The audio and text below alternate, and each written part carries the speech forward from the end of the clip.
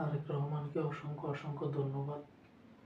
কারণ হচ্ছে উনি বলে দিয়েছেন যে ফ্যামিলি কার্ড কাদেরকে দেওয়া হবে, একমাত্র যাদের সংসার আছে তাদেরকে ফ্যামিলি কার্ড দেওয়া হবে।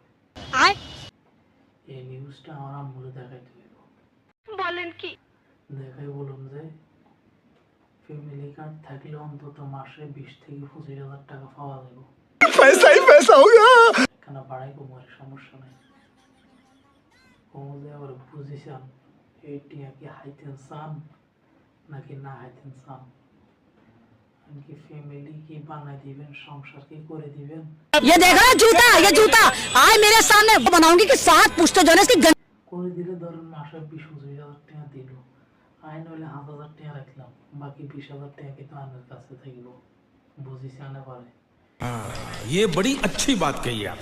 কি টিয়া হাইতেন চান নাকি ব্যাকের টিয়া নিব, আনে শুধু চাই দেখবেন।